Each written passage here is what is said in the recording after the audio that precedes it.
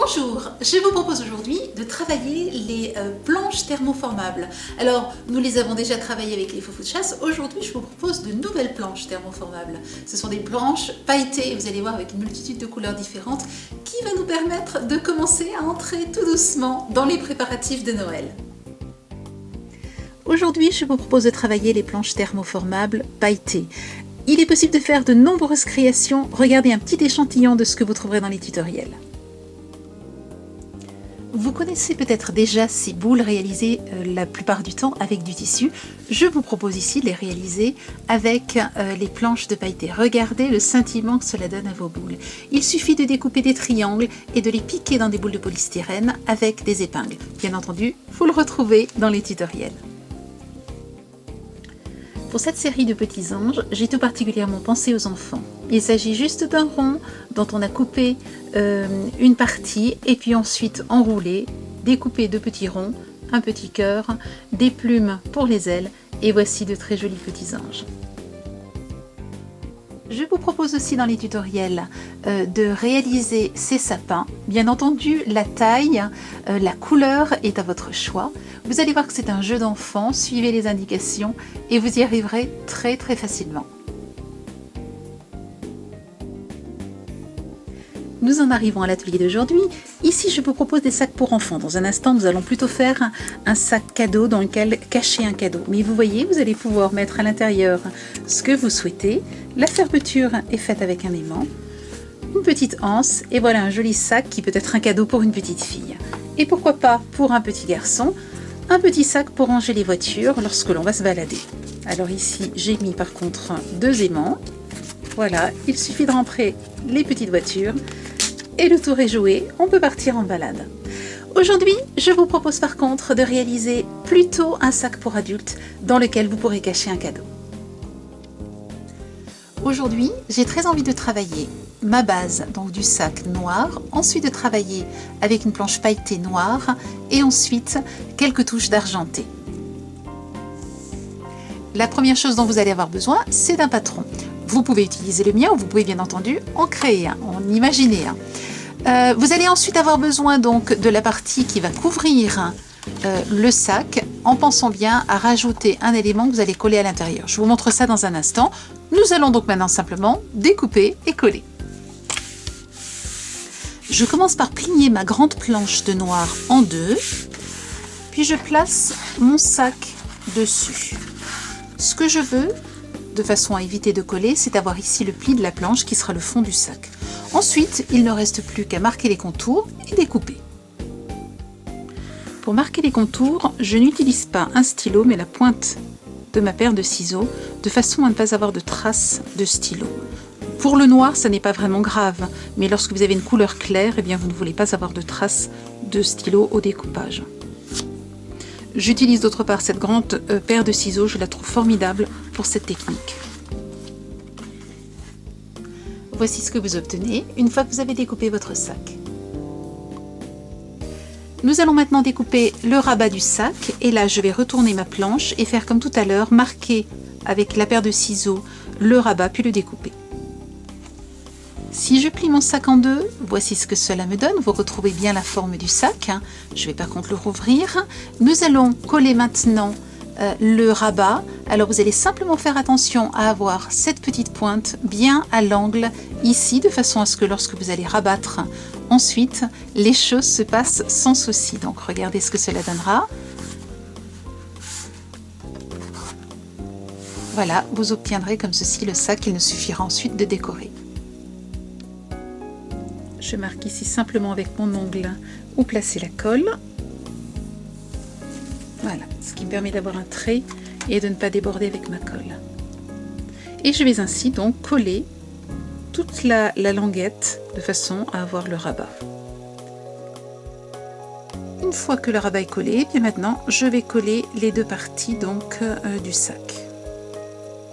Je fais petit bout par petit bout.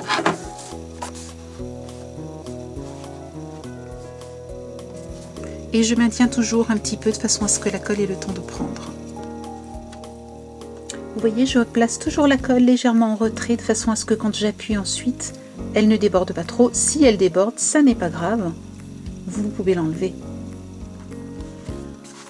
Voilà, le sac est collé. Vous avez donc votre petite pochette qui est prête. Ce que nous allons faire maintenant, c'est fermer le rabat. Et pour cela, j'utilise des aimants. Alors, comment placer les aimants? Vous pouvez en placer 2 ou un seul, libre à vous.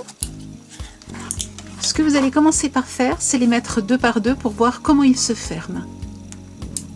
Voilà, donc ils vont être comme ceci. Nous allons les placer, maintenant les coller au dos de notre sac. Alors vous pouvez en mettre un, vous pouvez en mettre 2, vous pouvez en mettre plus, libre à vous. Et je vais simplement mettre un point de colle.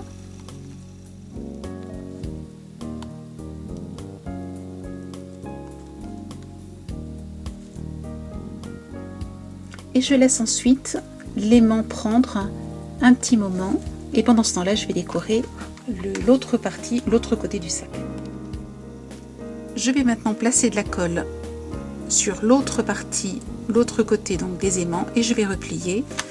Et tout cela va sécher pendant que je décorerai donc le dessus du sac. Il suffit de très peu de temps pour que la colle prenne.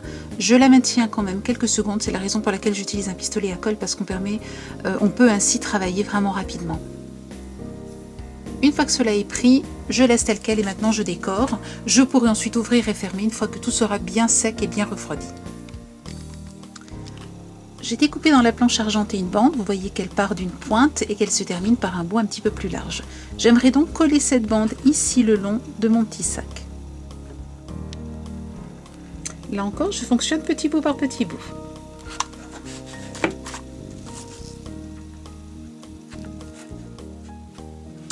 Pour l'anse, j'ai découpé un rectangle que je vais coller tout simplement de part et d'autre du haut de mon sac. Essayez simplement d'être à égale distance des deux côtés du bout du sac.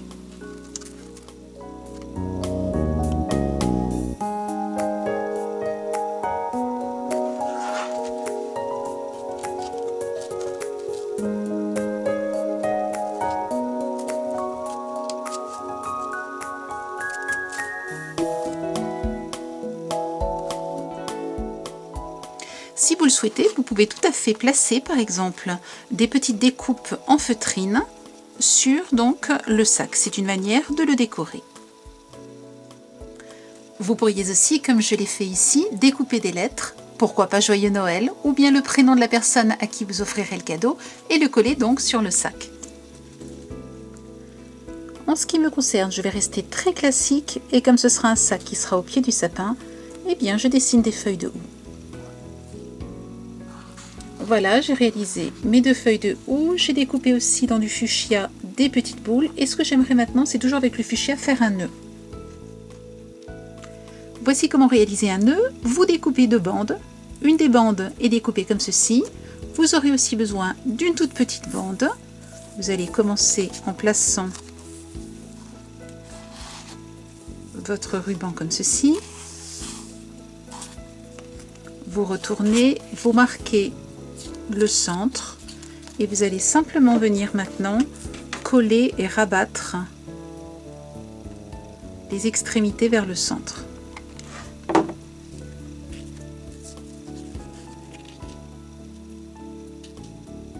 Maintenez quelques instants. Replacez ensuite de la colle au milieu. Et cette fois-ci, vous rajoutez la petite bande que vous collez aussi derrière.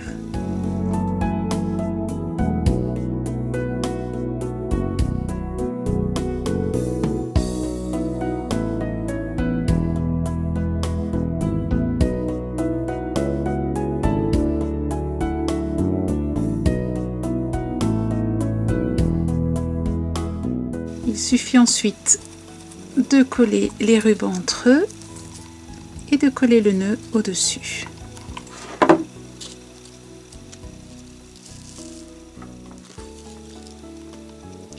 Je colle maintenant mon nœud sur le sac et je vais aussi coller donc le haut.